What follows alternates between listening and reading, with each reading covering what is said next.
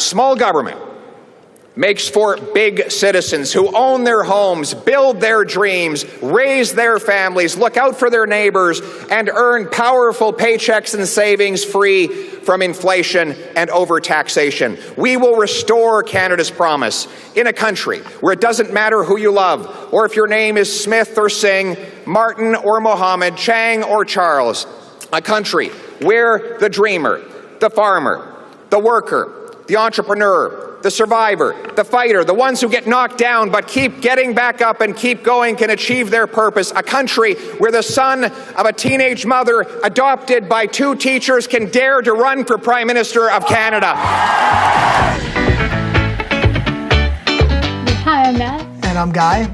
And today we're talking Pierre Poilievre. This is part 3. And we're talking political strategy and maybe upcoming election in a couple of years with him and Trudeau.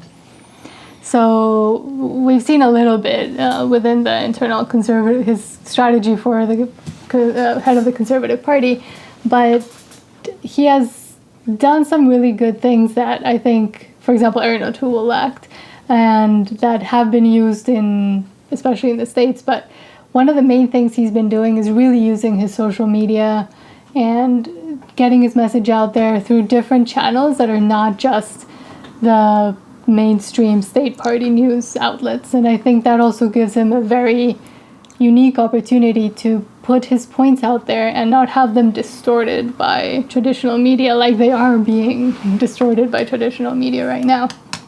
Okay, well, let me lay out your strategy, Mr. Poilievre. Okay, you did a great job to win the Conservative nomination, but now we need to go bigger. And what I mean by this is a lot of Canadians get their news from the States.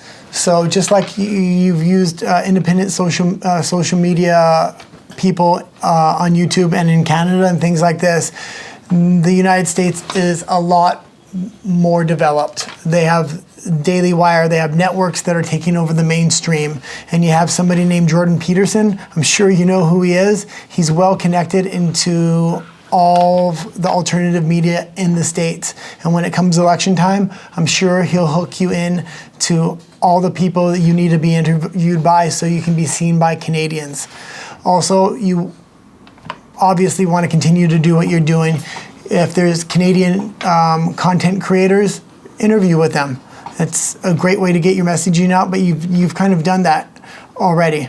Also, what do you think? What else do you think he should do? There's a lot of people, younger people especially, that are not involved in politics at all. They have no idea what's going on. It's boring, it's dry, especially Canadian politics can be very boring and dry. But I have a lot of friends, for example, that during the last election, I can't vote. I'd love to vote, but I still don't have citizenship because PR took forever because of bureaucracy. But I have a lot of friends that can vote, and they didn't really know the issues, the candidates, what their platforms were, but they all kept voting for Trudeau because that's just what they did last time, and they think he hasn't changed, and they didn't really see a lot of his speeches and the way he was speaking about other people and about his opponents. So I think Poilievre has a very good opportunity, especially with his social media strategy and his alternative media strategy, to reach the moderates, the people that have no idea about anything, to really highlight what has been done to the country in the past 6-7 years, especially in the past 2, and how the issues, you have to explain to people how these issues affect them. How does housing affect you? How does inflation affect you? How does the cost of gas going up and up and up affect you? Well, the good thing is he explains in detail, not just how these things affect you, but the solutions to the problem, which Trudeau's very good at identifying problems and identifying racists. Yeah. But what he's not so good at is giving solutions, not just for the majority, but for all of Canada, and to unite, all the parties with a populist movement. People in Canada are more than willing to vote outside of party lines. And Poilievre has a messaging that really appeals to people that would vote PPC. I would vote PPC traditionally, and I think we want to get Trudeau out of there so desperately. A lot of PPC voters will vote Poilievre, but you also have the NDP, and the NDP used to be the Workers' Party. The NDP is no longer representing their own constituents. Yeah. So Poilievre can now unite a lot of constituents in all three parties, and he also knows how to talk to Quebecers. He knows Quebecers have a definite, distinct identity, and the way he speaks about Quebec and how it relates to the rest of Canada is something completely different than every other politician, and it pays a lot of tribute and respect to Quebec. So he's so much more than just a conservative, at least his messaging is, and if he can stay true to his messaging and his values, he can really hone a populist message that will get voters to come to him from all parties. And he can unite, again, what Trudeau's been doing and the Liberals have been doing, and anybody who has an ounce of wokeness in them is divide and hate on people. And in the end, the message gets very tiring and people eventually get turned off, and that's why you have so many disaffected and uninvolved parts of the Canadian population. So if he can start uniting, start bringing issues that different sides and different people in other parties have and giving his solutions and giving his alternatives, then he can really start building a good voter base and a big voter base. Yeah. Yeah. One more thing I wanted to mention. I think I've been mentioning in the last two videos, but we'll mention it here again, because we are talking Canadian politics, so hopefully we're going to have a Canadian audience watching this. But I bought a bunch of these Chinese Communist Party flags, and if you don't know what that is, it's the stars with the red, and we got the big flag here as well.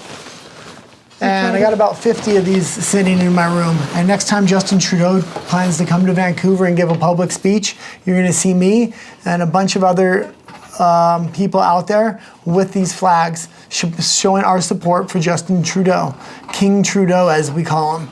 We want to show a connection between Trudeau and the Chinese Communist Party for anybody that's out there taking photographs like mainstream media. It's going to be very hard to build a narrative if there's a bunch of World Economic Forum flags and Chinese Communist Party flags at Trudeau rallies. And I'm not just talking about one or two. I'm talking about hundreds. Anytime they're photographing Trudeau on the stage, I want there to be a Chinese Communist flag right next to him.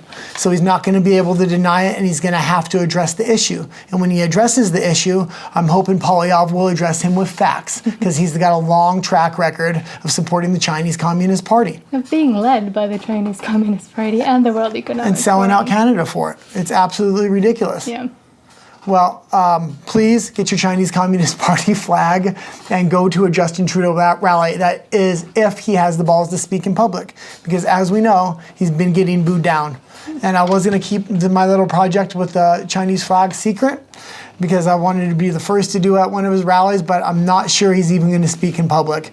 And if he does speak in public, he's more likely to do it in Ottawa than he does here. So if there's anybody in Ottawa watching this, please show Trudeau a little bit of support with the Chinese Communist Party. And again, thank you for watching, and please like, comment, subscribe, especially subscribe. We need 1,000 subscribers to be able to live stream these kinds of events. So if you like it, if you like what we talk about, please subscribe. We need 1,000 subscribers so we can live stream. Yeah. The faster we get there, the more live streaming we're going to do at protests in downtown Vancouver. Yes. Thank you. Thank you. That's a wrap.